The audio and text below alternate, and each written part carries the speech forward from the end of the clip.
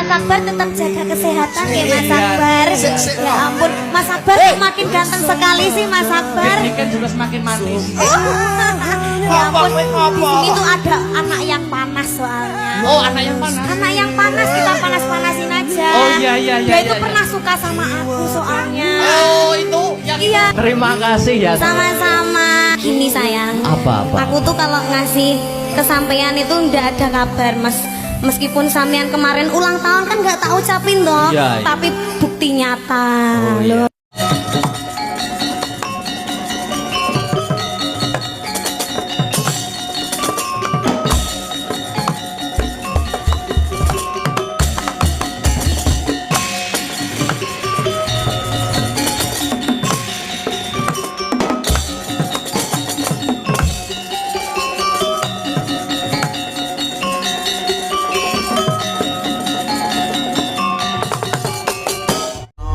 Ana apa Kyai Semar Badranaya metuki marang panjenenganing Sun Kedi Wrehatnala. Ndara Kedi Wrehatnala, sampeyan tek ora tanggap ing swasana? Adon-adon jago menungsa nika sing maju Kakang sampeyan Jagal Abilawa. Kakang sampeyan Jagal Abilawa maju mungsuh tanding lawan si Rajamala. Rajamala mati angger dicemplungke sendang watari sendang penguripan urip maneh. Rajamala mati dicemplungke sendang penguripan urip maneh. Niku sampun marambah makaping-kaping. Niki nek mboten wonten sampeyan sing nulungi ora bakal rampung sing dadi perkarane, Den. Apa entuk tulung tinulung Kyai? Nek mboten tulung tinulung niki mengke mboten badhe rampung jernyatane. Rajamala sampun mati mawon nggih wonten sing nulungi kok. Wadyabala kepatihan iku nggih nulungi dicemplungne ana sendang penguripan. Mila panjenengan ora ana eleke, ora ana salahe, ora ana lupute yen melu uyung-uyung anyeng kuyung kagem unggule Kakang sampeyan Jagal Abilawa mangkono Kyai. Nggih. Lah banjur carane Kedi Wrehatnala anggone bebantu marang Kakang Jagal Abilawa nganggo cara sing kepiye, nganggo srana sing kepiye. Ngaten nggih Gus. Sampeyan dhisik tau duweni pusaka peparing saking Bathara Brahma utawi Bathara Brahma sing jenenge Panah Kyai Brahma Warastra. Panah Kyai Brahma Warastra. Nggih, niku gunane nggih sakniki. Panah Kyai Brahma Warastra sampeyan lepasne sampeyan ener wonten ing sendang penguripan sendang watari. Ing mriku mangke mriku mangke sendang watari sendang penguripan bakale aber. Sak sampunipun paduka panah wujudipun Panah Kyai Brahma Warastra ponang sendang watari niku mangke nek Rajamala dicemplungke dhateng mriku Rajamala mboten badhe urip malih ning malah badhe mati kobong dadi awu, Den. Iya. Mundur ki enggal tak tindake perkara iki Kedi Wrehatnala kang bakal jumangkah kang sarta kumrembiyah Kyai Semar.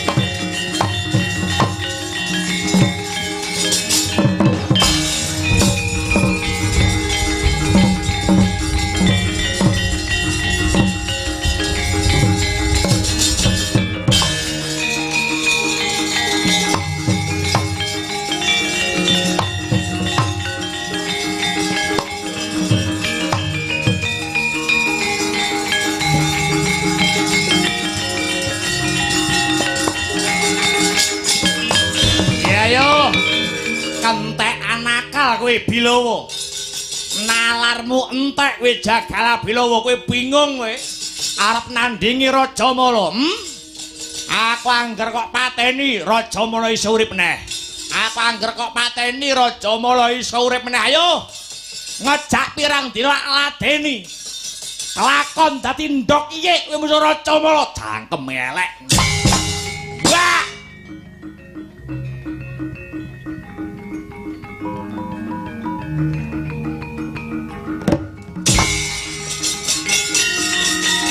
Ayo, atek kone.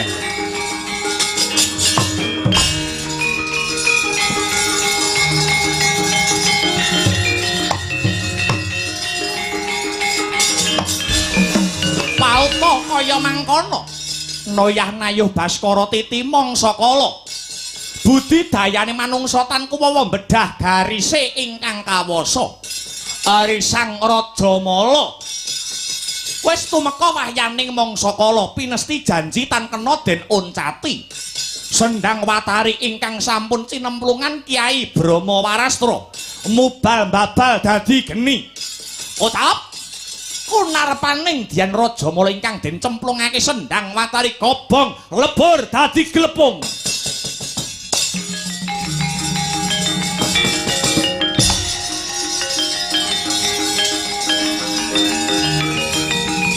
Ayo.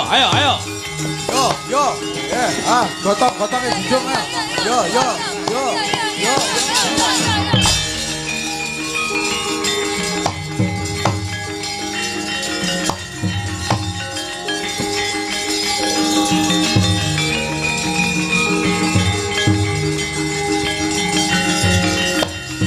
Obong.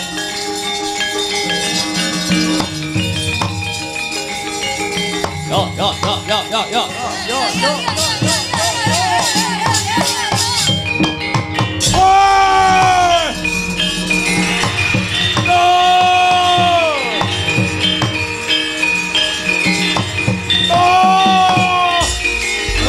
Mati aku. Panas yo.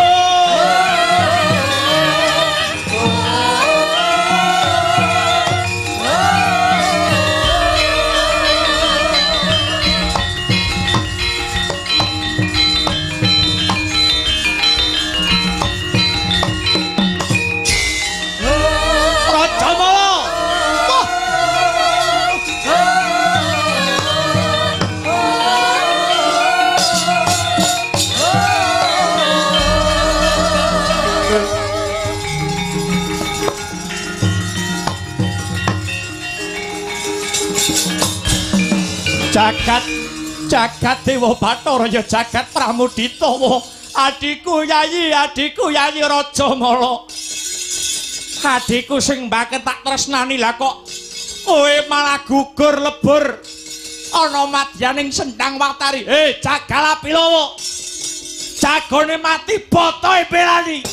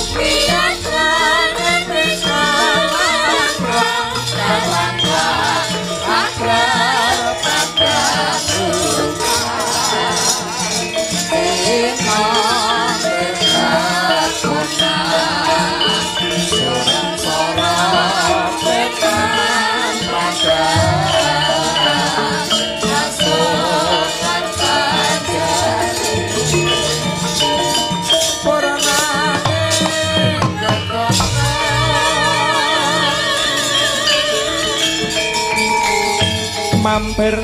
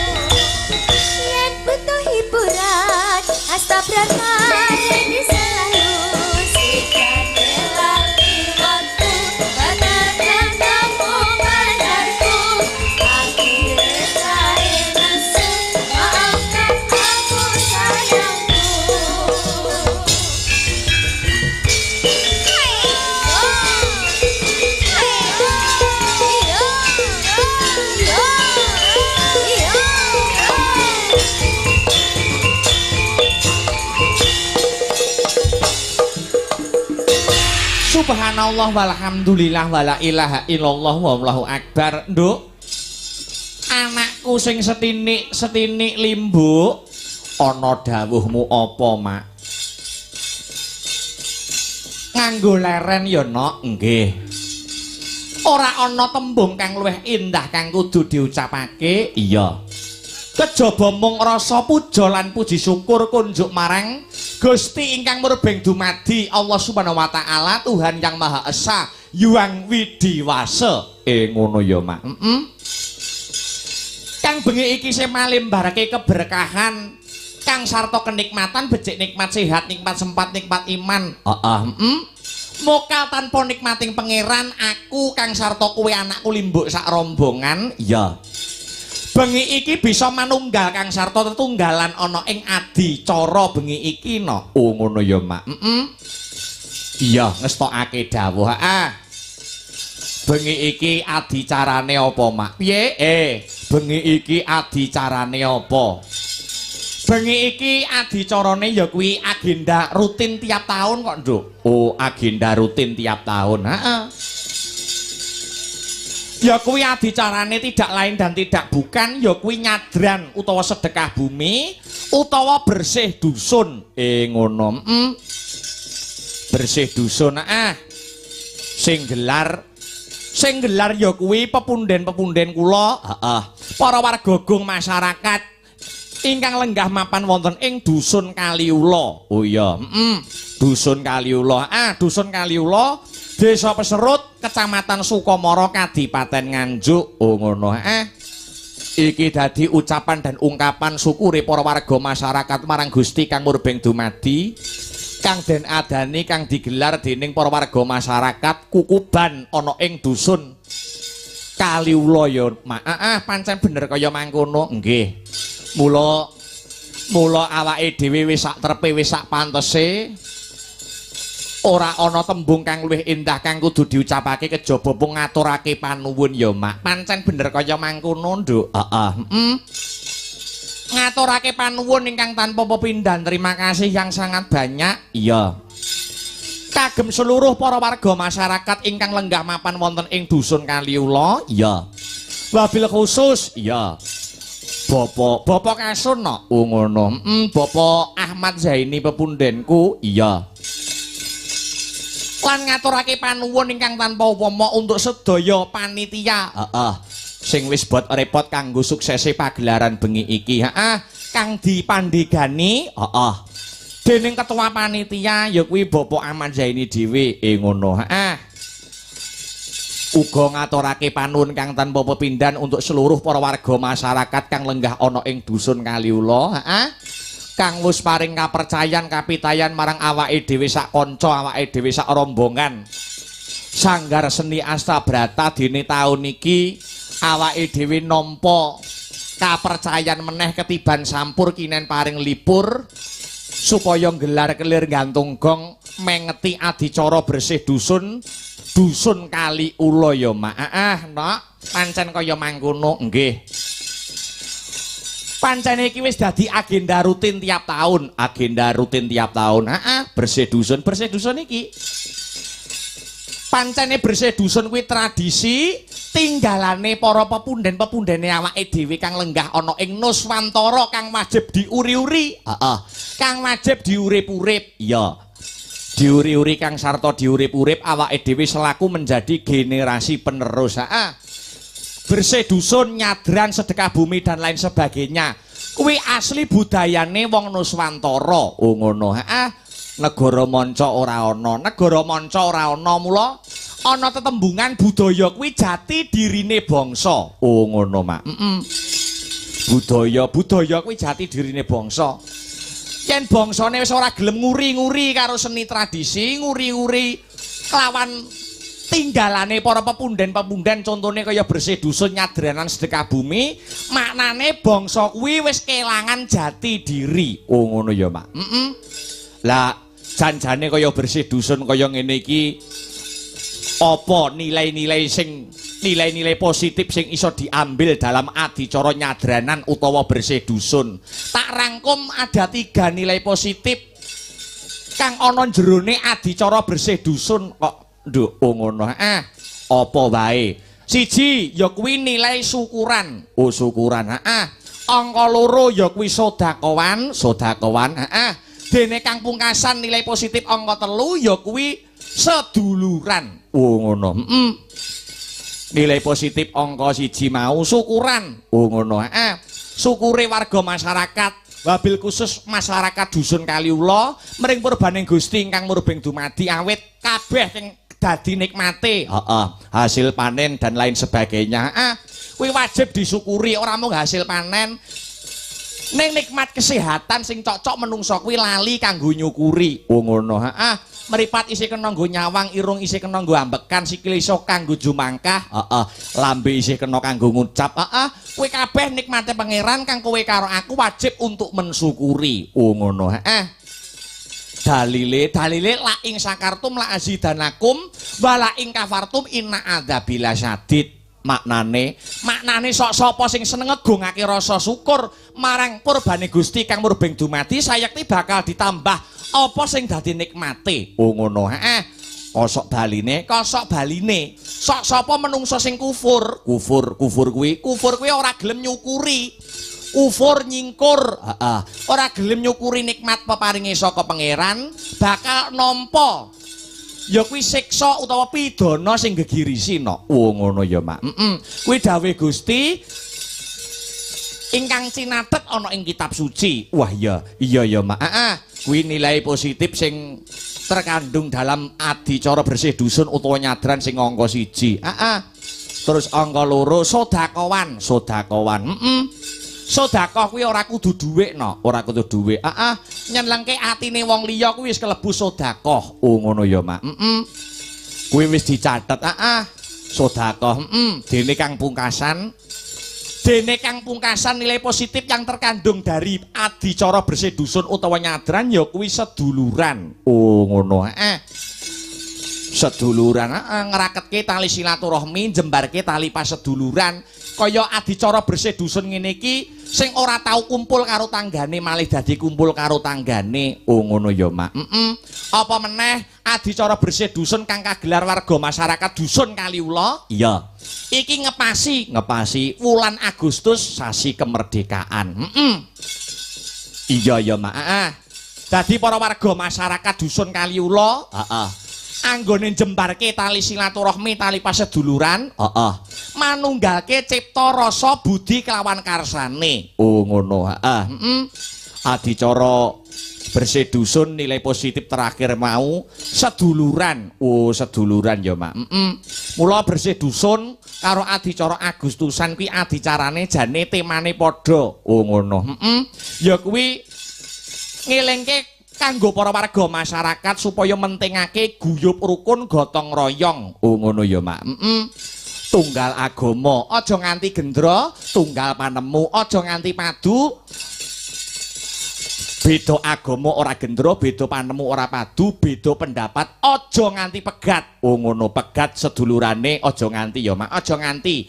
Kudu tetep manunggal ing atase awake dhewe menjunjung sila-sila Pancasila, wabil khusus sila ketiga ya kuwi persatuan dan kesatuan. Oh ngono ya, Mak. Ya ngestokake dawuh. Alhamdulillah wa syukurillah bombong kawaran bunga. Awake dhewe sak kanca saka Sanggar Seni Astabrata sowan ana ing dusun Kaliula yen ora kleru rambah kaping pindho iki no. Oh ngono. Kedua kalinya awake dhewe sowan sak rombongan ana ing dusun Kaliula. Tegese awake dhewe sak kanca warga masyarakat dusun Kaliula ora pedhot anggone seduluran, ora pedhot anggone nyambung tali silaturahmi. Alhamdulillah kebak barokah. Iya Mak, iya ngestokke dawuh. Sing baku njurung pandonga ya, Nduk, njurung pandonga. Sing baku njurung pandonga kanggo seluruh warga masyarakat dusun Kaliula. Oh ngono. Dongane biyung, dongaku Banyu Mili. Ya. Muga-muga sak rampunge seluruh rangkaian adicara bersih dusun kang kagelar dening para warga gong kang lenggah mapan ana ing dusun Kaliula.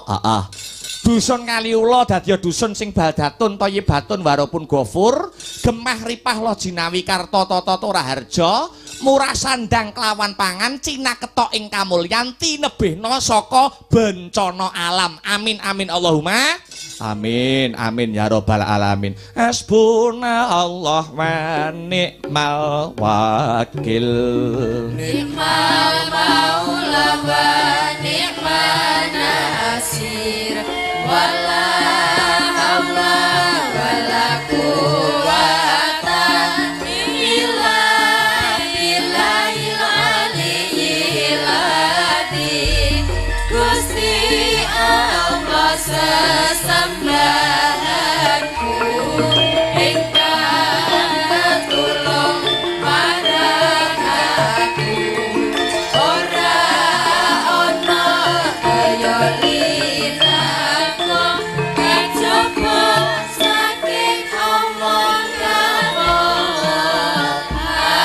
aku sedulurku aja nganti kliru mong Gusti Allah sesembahanku rintan lan dalu mong limang wektu kanggo mrasta mungkar lan nafsu sedulurku aja nganti kliru mong Gusti Allah sesembahanku rintan lan dalu mong limang wektu kanggo mrasta Ya.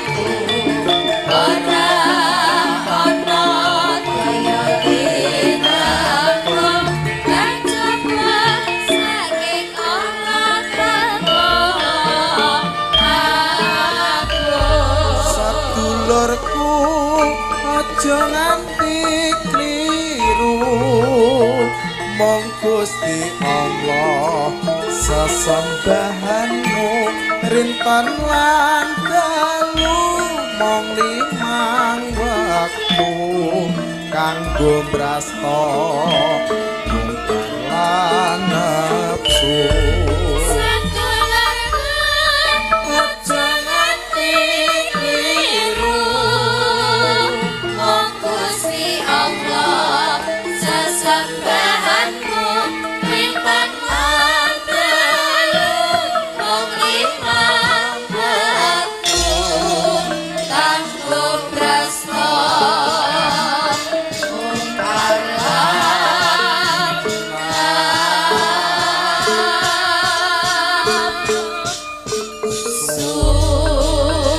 disuwunke pangapura mring ya kuwi marang para-para pepunden kang lenggah mapan ana ing ya kuwi Kaliulana. Ngono ya, Mak.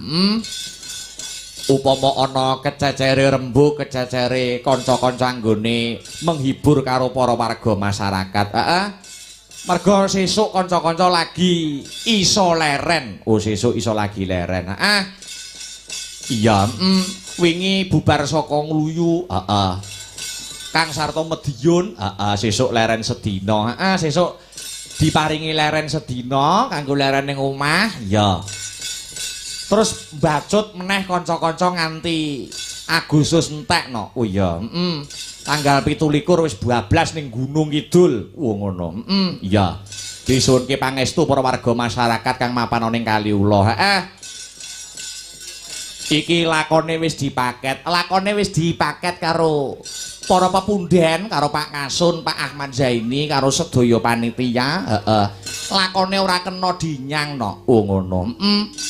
Nyuwun lakon Pandhawa kumpul utawa Wirata Parwa jane ya tak nyang merga wingi-wingi aku mayang ning ya Nganjuk dan sekitarnya kuwi wis ping pindho wulan iki nglakokne Pandhawa kumpul Wirata Parwa.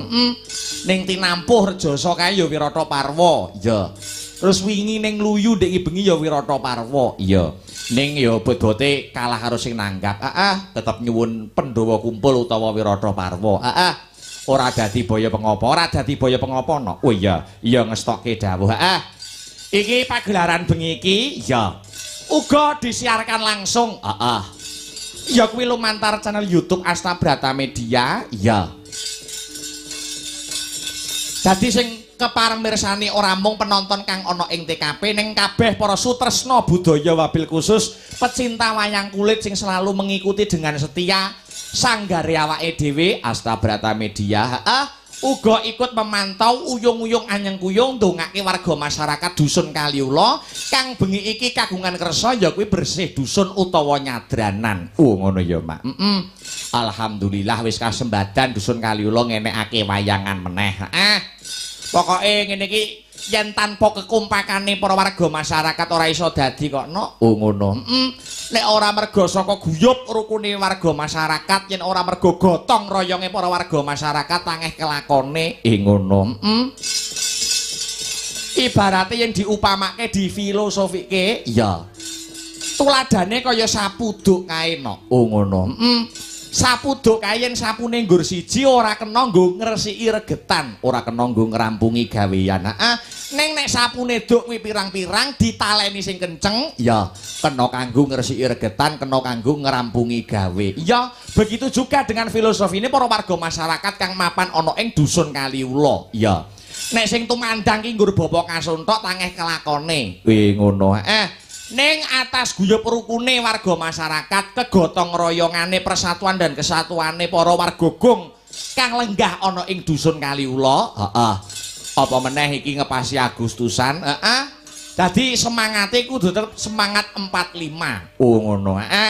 Eling-eling awake dhewe saiki wis ora berjuang perang mungsuh bangsa Walanda. Ngono.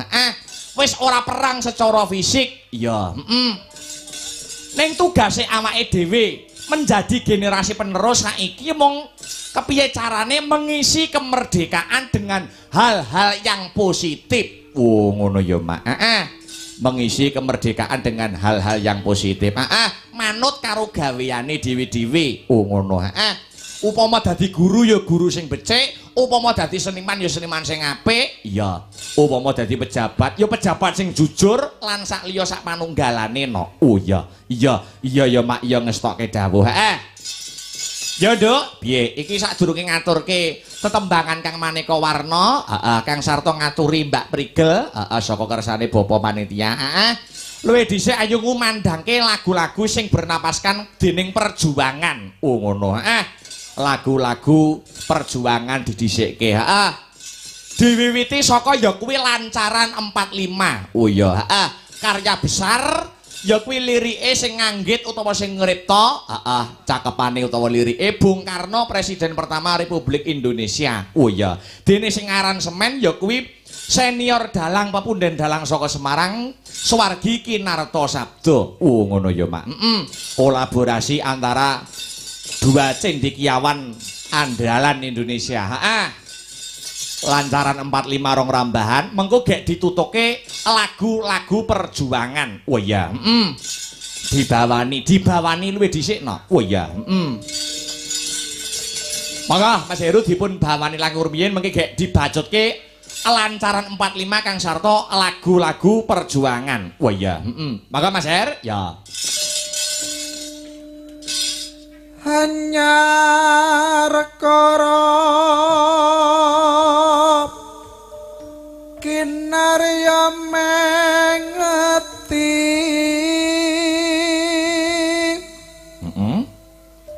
tanggap warsa wiyasana goro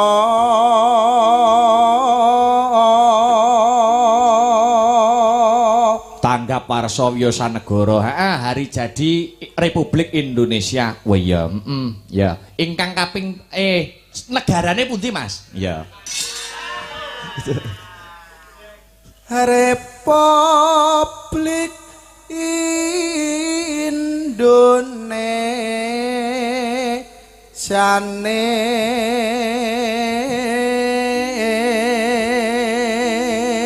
Negara Kesatuan Republik Indonesia. Hari jadi ingkang kaping pinten? Wos walong dasa taun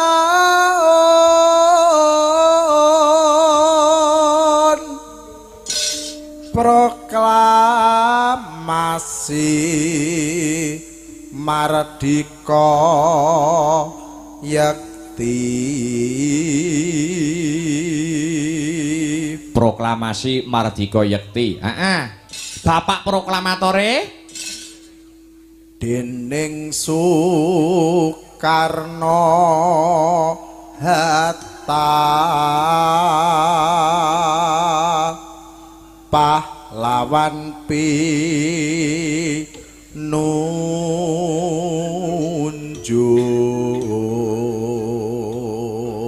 Bapak Soekarno Hatta didukung sinten mawon Mas Her?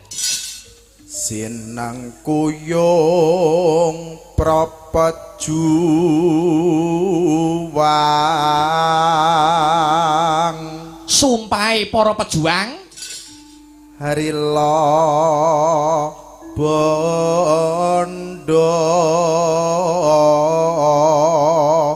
Harila donya antarpati.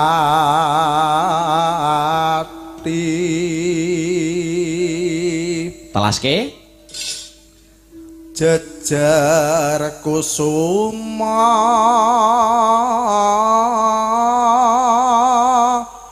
bangsa.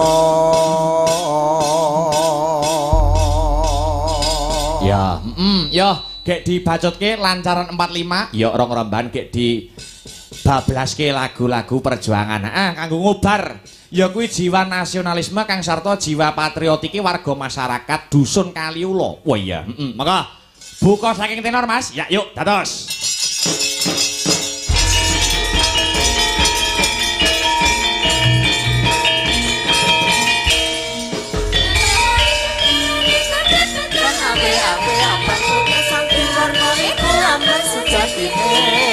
Negara kita wis merdeka, ada dasar Pancasila. Dumadi kalane tanggal 17 Agustus sasi menuju tahun 1945. Rambate Ratrahayu, Rambate Ratrahayu, Sumana bareng maju ninggal tekad rahayu. Merdeka, merdeka, merdeka, bumi kelahiranku. Merdeka, merdeka, merdeka, bos tetap merdeka.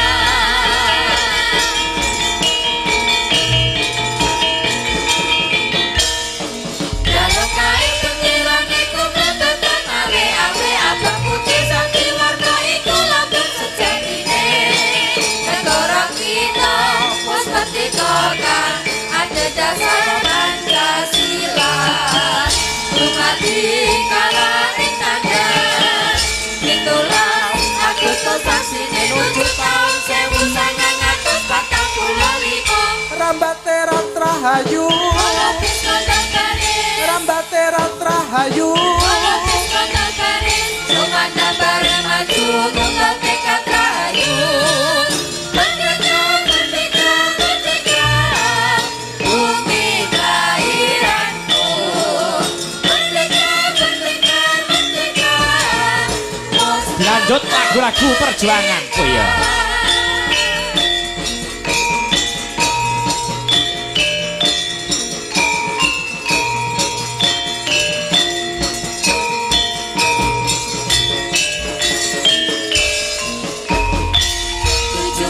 Agustus tahun 45, itulah hari kemerdekaan kita. Hari merdeka, nusa dan bangsa, hari lahirnya bangsa Indonesia.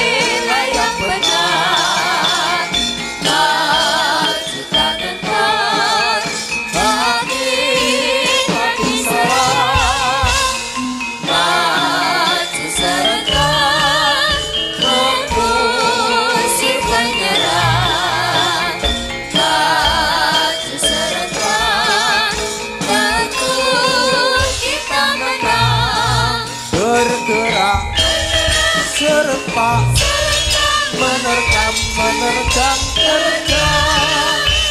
tentara menyerang majulah menang.